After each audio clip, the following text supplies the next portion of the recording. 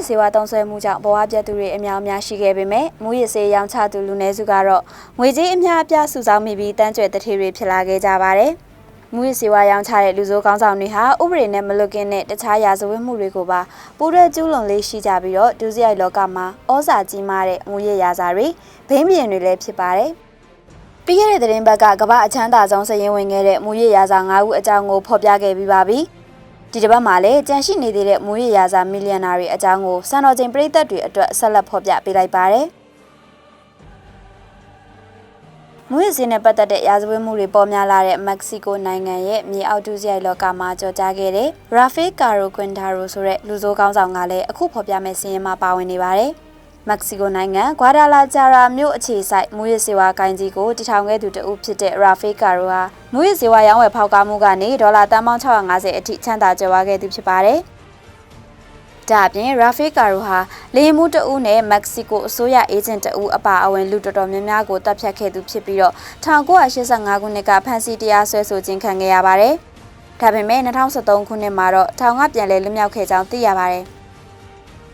နိုင်ငံတကာရဲတပ်ဖွဲ့အင်တာပိုရဲ့အဆိုအရရာဖေးကာရိုဟာတကမ္ဘာလုံးကအလိုရှိနေတဲ့ရာဇဝတ်ကောင်တွေစီးရင်မှာပါဝင်နေပြီးတော့အထူးသဖြင့်အမေရိကန်နဲ့မက္ကဆီကိုအစိုးရတွေရဲ့အဓိကပြစ်မှတ်တစ်ခုဖြစ်ခဲ့တယ်လို့လည်းသိရပါတယ်။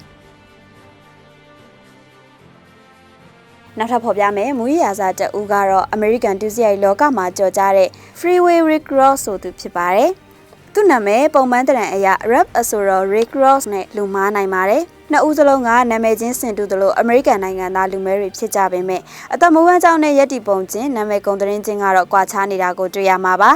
1960ပြည့်နှစ်ကမွေးဖွားခဲ့တဲ့ Freeway ဟာသူ့အသက်20ကျော်လောက်မှာပဲ Los Angeles နဲ့ California ပြည်နယ်တွေမှာမူရစေး Empire တစ်ခုကိုတည်ထောင်နိုင်ခဲ့ပါတယ်သူ့ရဲ့အဓိကစီးပွားရေးလုပ်ငန်းကကိုကင်းရောင်းဝယ်ဖောက်ကားမှုဖြစ်ပြီးတော့အဲ့ဒီလုပ်ငန်းကနေဒေါ်လာတန်း600ခန့်ချမ်းသာကြွယ်ဝခဲ့ပါတယ်1996ခုနှစ်မှာသူ့ကိုအမေရိကန်အစိုးရကဖမ်းဆီးရမိခဲ့ပြီးတော့ထောင်ဒဏ်တစ်သက်ကြွချမှတ်ခဲ့ပါတယ်။ဒါပေမဲ့ဒီပြည်တံအပေါ်အယူခံဝင်ခဲ့ရမှာအောင်မြင်ခဲ့တဲ့အတွက် Freeway ဟာ2009ခုနှစ်မှာထောင်ကပြန်လည်လွတ်မြောက်ခဲ့ပါတယ်။လက်ရှိမှာအသက်58နှစ်ရှိပြီဖြစ်တဲ့ Freeway ရဲ့ဘဝဇာတ်ကြောင်းကို2015ခုနှစ်မှာမှတ်တမ်းရုပ်ရှင်ရိုက်ကူးခဲ့ကြောင်းလည်းသိရပါတယ်။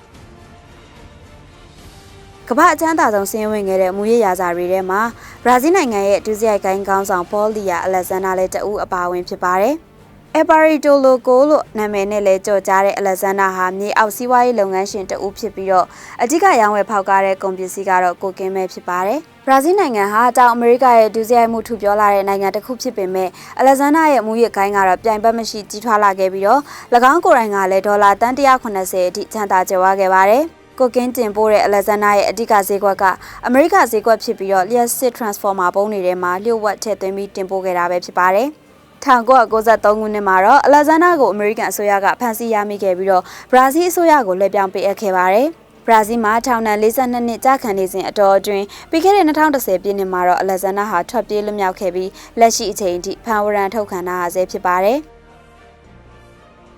နောက်တစ်ဦးကတော့အမေရိကန်ဘိန်းဘရင်နီကီဘန်နက်စ်ပဲဖြစ်ပါတယ်။1933ခုနှစ်မှာမွေးဖွားခဲ့တဲ့နီကီဘန်နက်စ်ဟာနယူးယောက်မြို့စားတီးဖြစ်ပြီးတော့ငယ်ရွယ်စဉ်ကတည်းကဘိန်းဖြူကိုစမ်းသပ်သုံးစွဲခဲ့ပြီးရင်းနှီးခဲ့သူဖြစ်ပါတယ်။အရွယ်ရောက်လာချိန်မှာတော့အပေါင်းအဖော်လူဆိုး6ဦးနဲ့အတူကောင်စီလို့အမည်ပေးထားတဲ့မူရစေးကိုင်းကိုတည်ထောင်ခဲ့ပါတယ်။ဒီအဖွဲ့ရဲ့အဓိကစီးပွားရေးလုပ်ငန်းကဘိန်းဖြူဖြန့်ဖြူးရောင်းချခြင်းဖြစ်ပြီးတော့1980ပြည့်လွန်နှစ်တွေမှာနိုင်ငံတကာဈေးကွက်အထိဖြန့်ကျက်နိုင်ခဲ့ပါတယ်။ဘိန်းမြရောင်းချရာကနေဒေါ်လာ105တန်းအထိရရှိခဲ့တဲ့ဘန်နက်စ်ဟာအမေရိကန်ရဲတွေကိုပပနက်နက်နဲ့လက်ထိုးနိုင်ခဲ့တာကြောင့် Mr. Untouchable အားလုံးကလက်ဆောင်ရသူဆိုတဲ့ဘွဲ့တူကိုရရှိခဲ့ပါသေးတယ်။ဒါပေမဲ့1988ခုနှစ်မှာတော့အဖမ်းခံခဲ့ရပြီးထောင်ဒဏ်တစ်သက်ကြွချမှတ်ခံခဲ့ရပါတယ်။2009ခုနှစ်မှာ Mr. Untouchable ဆိုတဲ့နာမည်နဲ့ဘန်နက်စ်ရဲ့ဘဝဇာတ်ကြောင်းကိုရေးသားထားတဲ့စာအုပ်ထွက်ရှိခဲ့ပြီးတော့အဲ့ဒီစာအုပ်ကိုပဲမှတ်တမ်းရုပ်ရှင်အဖြစ်အသက်သွင်းခဲ့ကြောင်းလည်းသိရပါတယ်။အခုနောက်ဆုံးဖော်ပြမယ့်မူရရာဇာကတော့ကာရစ်ဘီယန်ဒေသအတွင်းကပွာတိုရီကိုနိုင်ငံသားဖီဂူရိုအာအဂိုစတိုပဲဖြစ်ပါတယ်။ပွာတိုရီကိုနိုင်ငံတွင်းကကိုကင်းဈေးကွက်ရဲ့90%ကိုချုပ်ကိုင်ခဲ့တဲ့အဂိုစတိုဟ